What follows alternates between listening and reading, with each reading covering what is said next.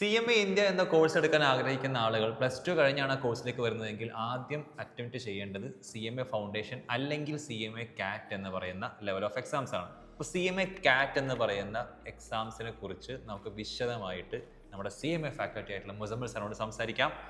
അവസാനം വരെ കണ്ടു കഴിഞ്ഞാൽ ആ പരീക്ഷയെക്കുറിച്ചുള്ള എല്ലാ കാര്യങ്ങളും മനസ്സിലാക്കാൻ പറ്റുമെന്നാണ് ഞാൻ വിചാരിക്കുന്നത്. അപ്പോൾ ഒന്നാമത്തെ ചോദ്യം, CMA CAT എന്ന് പറഞ്ഞ കോഴ്സ് പഠിച്ചു കഴിഞ്ഞാൽ ഉള്ള ഗുണങ്ങൾ എന്തൊക്കെയാണെന്ന് ചോദിച്ചു കഴിഞ്ഞാൽ എനിക്ക് പറയാം. CMA CAT പഠിച്ചു കഴിഞ്ഞാലുള്ള ഒന്നാമത്തെ ഗുണം എന്ന് പറയുന്നത് സ്വാഭാവികമായിട്ടും നമുക്ക് CMA ഇന്ററിലേക്ക് പോവാം, അത് ഫൈനലിലേക്ക് പോവാം. അതിലൂടെ നമുക്ക് ആ കോഴ്സ് CMA എന്ന് പറയുന്ന ഒരു കോഴ്സ് കംപ്ലീറ്റ് ചെയ്യാം. അതാണ് ഏറ്റവും പ്രൈം ആയിട്ടുള്ള കാര്യം. രണ്ട്, ഇപ്പോൾ കൊമേഴ്സ് പ്രൊഫഷണൽ കോഴ്സുകളിലേക്ക് വരുന്ന സമയത്ത് ഇപ്പോൾ CA ഫൗണ്ടേഷൻ ഉണ്ട്, CACT ഉണ്ട്, ഇങ്ങനെയുള്ള കോഴ്സുകളൊക്കെ ഉണ്ട്. അപ്പോൾ അതിൽ CMA CAT മാത്രം ഒരു ഇൻഡിവിജ്വൽ സർട്ടിഫിക്കേഷൻ ഉണ്ട്. ഒരു വാലിഡ് ആയിട്ടുള്ള നമുക്കൊരു ജോബിനൊക്കെ പോകുമ്പോൾ പ്രസന്റ് ചെയ്യാൻ പറ്റുന്ന രീതിയിലുള്ള ഒരു വാലിഡ് ആയിട്ടുള്ള ഒരു സർട്ടിഫിക്കേഷൻ എക്സ്ക്ലൂസീവ് ആയിട്ട് കൊടുക്കുന്നുണ്ട്.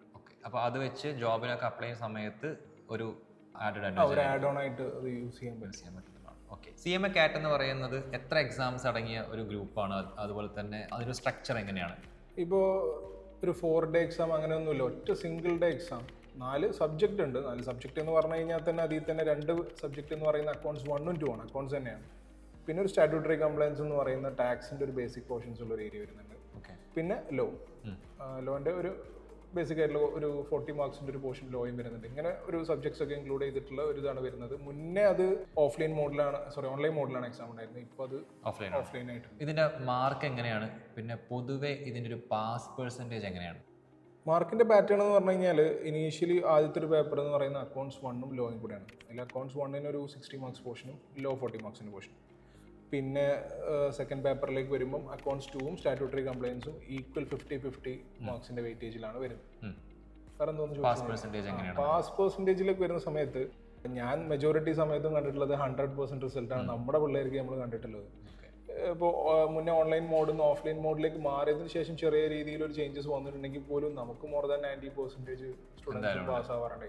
ഇത്ര പാസ് പെർസെന്റേജ് ഉള്ള ഒരു ഫൗണ്ടേഷൻ കോഴ്സ് വേറെ ഇല്ല. CACTയിലോ CA ഫൗണ്ടേഷനിലോ ഒന്നുമില്ല. നമ്മൾ ഒരു കുട്ടി എഫേർട്ട് എടുത്തിട്ടുണ്ടെങ്കിൽ ഉറപ്പായിട്ടും പാസ്സാവും. നമുക്ക് കണ്ണടച്ച് പറയാൻ പറ്റുന്ന രീതിയിലാണ്. ഇതിന് വേണ്ടിയിട്ട് പഠിക്കേണ്ട സ്റ്റഡി മെറ്റീരിയൽസ് എന്തിനെ റെഫർ ചെയ്യേണ്ടി വരും?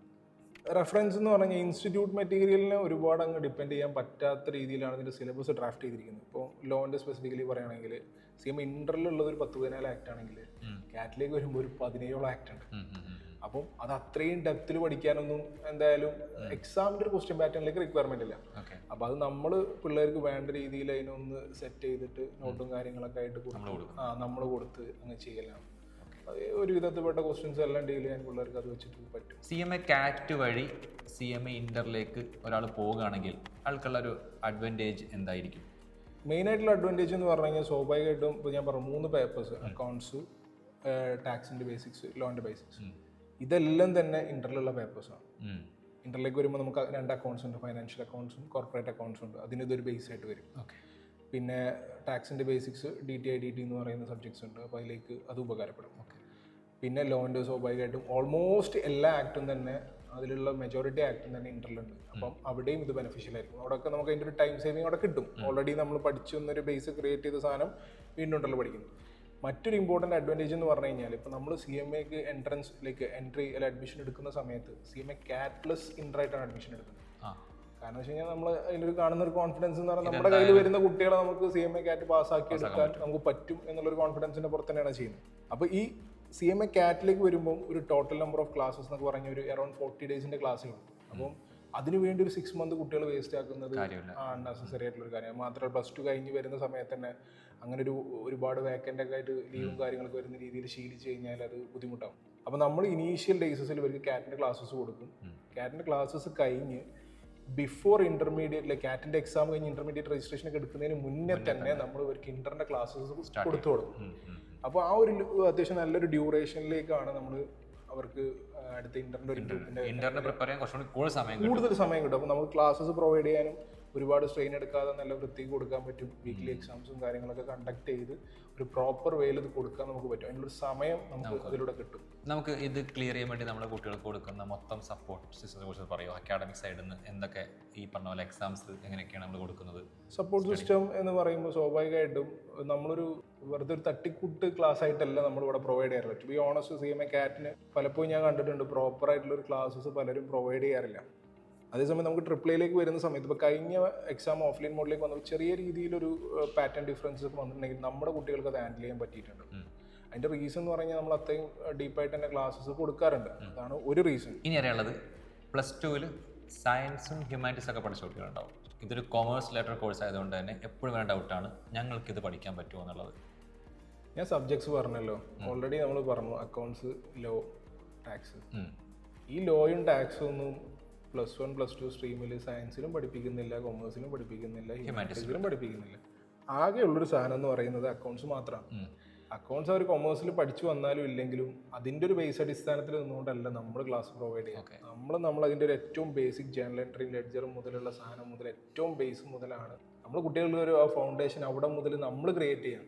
അപ്പോൾ അതിൽ അവരുടെ +1 +2 അവർ ഏത് സ്ട്രീം എടുത്തു എന്നുള്ളത് നമ്മളെ സംബന്ധിച്ചിടത്തോളം ഒരു ബോധറേഷൻ അല്ല, കൺസിഡർ ചെയ്യുന്ന ഒരു എലമെന്റ് അല്ല. ഏത് കുട്ടികൾ വന്നാലും അവർക്ക് അതിലൂടെ കയറി പോരാം. ഓക്കെ. ഇനിയിപ്പോൾ ഒരാൾ പഠിക്കാൻ തീരുമാനിച്ചു കഴിഞ്ഞാൽ അയാൾക്ക് ഒറ്റയ്ക്ക് പഠിച്ച് പാസ്സാവുന്നതും ഒരു കോച്ചിങ് കിട്ടിയിട്ട് അയാൾ പാസ്സാവുന്നതും ഈ രണ്ട് പ്രിപ്പറേഷൻ തമ്മിലുള്ള വ്യത്യാസം എന്തായിരിക്കും? സെൽഫ് സ്റ്റഡിയിൽ പറ്റുമോ എന്ന് ചോദിച്ചു കഴിഞ്ഞാൽ ഞാൻ ഒരിക്കലും നോ എന്ന് പറയില്ല. അതിപ്പോൾ ഈ കോഴ്സുകളെല്ലാം തന്നെ സെൽഫ് സ്റ്റഡി കോഴ്സുകളാണ്. പക്ഷേ എല്ലാവരും കോച്ചിങ്ങിന് പോകാറുണ്ട്. കാരണം അതൊരു സപ്പോർട്ട് സിസ്റ്റമാണ്. അതും കൂടെ ഉണ്ടെങ്കിലാണ് അത് എഫക്റ്റീവ്. പിന്നെ ഇതിൽ നമ്മൾ മോസ്റ്റ് ഇമ്പോർട്ടൻ്റ് ആയിട്ട് നമ്മൾ കൺസിഡർ ചെയ്യേണ്ട ഒരു കാര്യം, നമ്മളെ സംബന്ധിച്ചിടത്തോളം CMA CAT ക്ലിയർ ചെയ്യുക എന്നുള്ളതല്ല നമ്മുടെ അജണ്ട. നമ്മുടെ അജണ്ട എന്ന് പറയുന്നത് CMA ക്വാളിഫൈ ചെയ്യുക എന്നുള്ളതാണ്. CMA ക്വാളിഫൈ ചെയ്യണമെന്നുണ്ടെങ്കിൽ CAT കഴിഞ്ഞിട്ടുള്ള ഇന്റർമീഡിയറ്റ് സ്റ്റേജ് ക്ലിയർ ചെയ്യണം, അത് കഴിഞ്ഞ് ഫൈനൽ ക്ലിയർ ചെയ്യണം. അപ്പോൾ ഈ ഇന്റർമീഡിയറ്റ് സ്റ്റേജ് അല്ലെങ്കിൽ ഫൈനൽ സ്റ്റേജ് എന്നൊക്കെ പറയുന്നതിന് മുന്നേ നമ്മൾ ക്രിയേറ്റ് ചെയ്യുന്ന ഒരു ഫൗണ്ടേഷനാണ് ശരിക്കും CAT എന്ന് പറയുന്നത്. നമ്മുടെ ബേസ് ക്ലിയർ അല്ല, നമ്മുടെ ഫൗണ്ടേഷൻ ക്ലിയർ അല്ലെങ്കിൽ സ്വാഭാവികമായിട്ട് ഇന്റർമീഡിയറ്റിൽ നമുക്ക് ട്രബിൾ ഉണ്ടാവും. അപ്പോൾ നമ്മൾ സെൽഫായിട്ടുള്ള പ്രിപ്പറേഷൻ പ്രോപ്പർ അല്ല എന്നുണ്ടെങ്കിൽ നമ്മൾ CAT ക്ലിയർ ചെയ്ത് വന്നാലും ഇന്റർവ്യൂ നമുക്ക് ബുദ്ധിമുട്ടാണ്.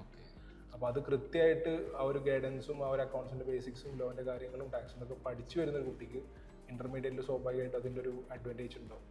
അത് സെൽഫ് സ്റ്റഡി കുട്ടികൾ ചിലപ്പോൾ മിസ് ചെയ്യും, കിട്ടണമെന്നില്ല എന്നുള്ളതാണ്. Okay, so that's it. അപ്പോൾ ഇനി നിങ്ങൾക്ക് എന്തെങ്കിലും കൂടുതൽ ഡൗട്ട് ഉണ്ടെങ്കിൽ താഴെ കമൻറ്റിൽ ചോദിക്കുക. നമുക്ക് ആ കമൻസിന് അഡ്രസ്സ് ചെയ്തിട്ട് വേറൊരു വീഡിയോ ഇട്ട് തരാമെന്നുള്ളതാണ്. So thank you for watching. എത്രയും പെട്ടെന്ന് നല്ല തീരുമാനം എടുക്കുക, ജോയിൻ ചെയ്യുക, ലൈഫ് അടിപൊളിയാക്കുക.